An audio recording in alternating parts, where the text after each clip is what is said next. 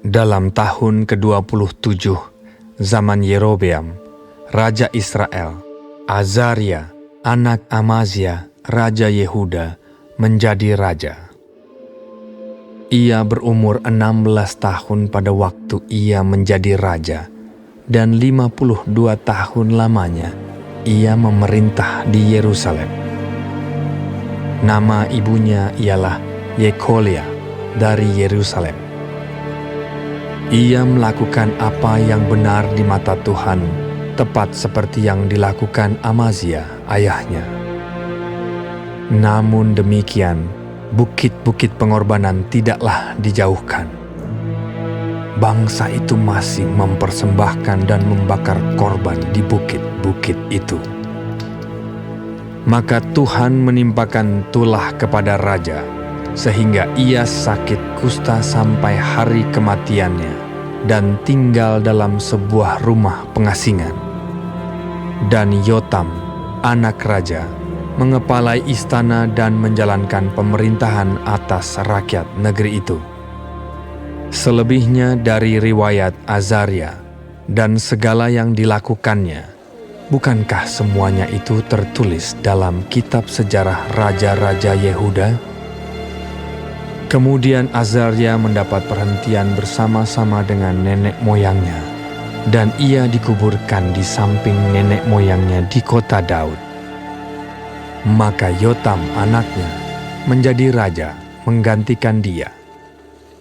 Dalam tahun ke-38 zaman Azaria, Raja Yehuda, Zakaria anak Yerobeam menjadi raja atas Israel di Samaria. Ia memerintah 6 bulan lamanya. Ia melakukan apa yang jahat di mata Tuhan, seperti yang telah dilakukan oleh nenek moyangnya. Ia tidak menjauh dari dosa-dosa Yerobeam bin Nebat yang mengakibatkan orang Israel berdosa pula. Salum bin Yabes mengikat persepakatan melawan dia, membunuh dia di Yibleam, kemudian menjadi raja menggantikan dia. Selebihnya dari riwayat Zakaria, sesungguhnya semua itu tertulis dalam kitab sejarah raja-raja Israel. Bukankah begini firman Tuhan yang diucapkannya kepada Yehu? Anak-anakmu sampai kepada keturunan yang keempat akan duduk di atas tahta Israel. Dan terjadilah demikian. Salum bin Yabes menjadi raja dalam tahun yang ke-39 zaman Uzia, Raja Yehuda. Ia memerintah sebulan lamanya di Samaria. Sesudah itu majulah Menahem bin Gadi dari Tirza, lalu sampai ke Samaria. Ia membunuh Salum bin Yabes di Samaria, kemudian menjadi raja menggantikan dia. Selebihnya dari riwayat Salum dan persepakatan yang diadakannya, sesungguhnya semuanya itu tertulis dalam kitab sejarah raja-raja Israel. Pada waktu itu, dengan mulai dari Tirza, Menahem memusnahkan Tifsah dan semua orang yang ada di dalamnya serta daerahnya. Sebab orang tidak membuka pintu kota baginya, maka dimusnahkannyalah kota itu dan dibelahnya semua perempuannya yang mengandung. Dalam tahun ke-39 zaman Azaria, Raja Yehuda, Menahem bin Gadi menjadi raja atas Israel. Ia memerintah 10 tahun lamanya di Samaria. Ia melakukan apa yang jahat di mata Tuhan. Sepanjang umurnya ia tidak menjauh dari dosa-dosa Yerobeam bin Nebat yang mengakibatkan orang Israel berdosa pula. Pul, Raja Asyur, datang menyerang negeri itu. Lalu Menahem memberi 1000 talenta perak kepada Pul, supaya dibantunya dia mengokohkan kerajaan itu di tangannya. Menahem mengeluarkan uang ini atas beban Israel dan atas beban semua orang yang kaya raya untuk diberikan kepada Raja Asyur. 50 shikal perak dari setiap orang.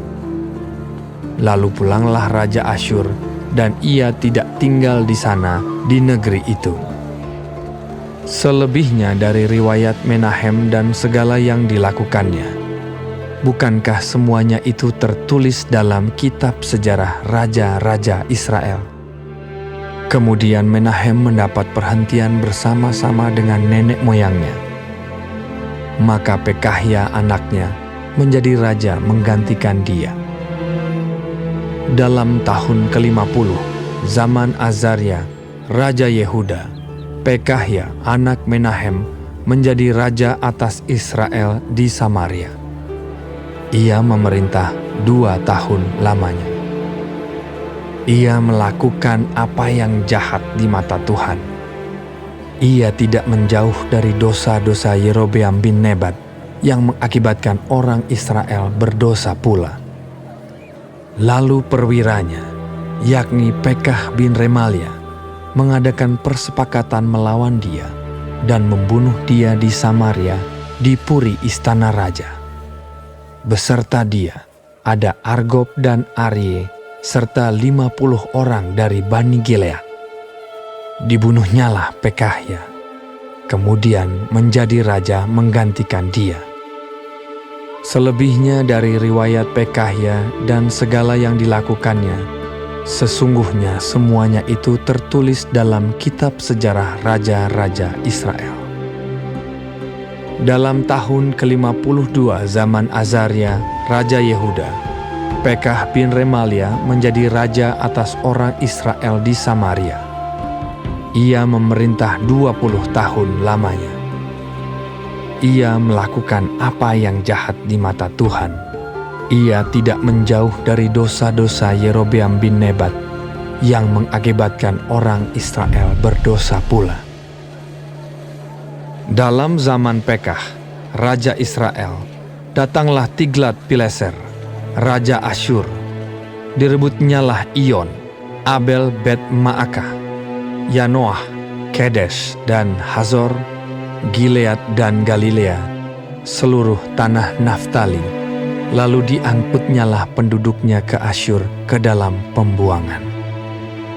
Hosea bin Ela mengadakan persepakatan melawan Pekah bin Remalia. Dibunuhnyalah dia, kemudian dia menjadi raja menggantikannya dalam tahun ke-20 zaman Yotam bin Uzia. Selebihnya dari riwayat Pekah dan segala yang dilakukannya, sesungguhnya semuanya itu tertulis dalam kitab sejarah raja-raja Israel.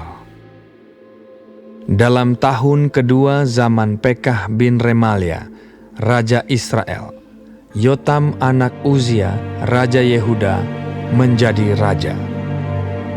Ia berumur 25 tahun pada waktu ia menjadi raja, dan 16 tahun lamanya ia memerintah di Yerusalem. Nama ibunya ialah Yerusa, anak Zadok. Ia melakukan apa yang benar di mata Tuhan, tepat seperti yang dilakukan Uzia ayahnya. Namun demikian, bukit-bukit pengorbanan tidaklah dijauhkan. Bangsa itu masih mempersembahkan dan membakar korban di bukit-bukit itu. Ia mendirikan pintu gerbang tinggi di rumah Tuhan. Selebihnya dari riwayat Yotam, apa yang dilakukannya, bukankah semuanya itu tertulis dalam kitab sejarah raja-raja Yehuda? Mulai zaman itu, Tuhan menyuruh Rezin, Raja Aram, dan Pekah bin Remalia menyerang Yehuda. Kemudian Yotam mendapat perhentian bersama-sama dengan nenek moyangnya, dan ia dikuburkan di samping nenek moyangnya di kota Daud, bapa leluhurnya. Maka Ahaz anaknya menjadi raja menggantikan dia.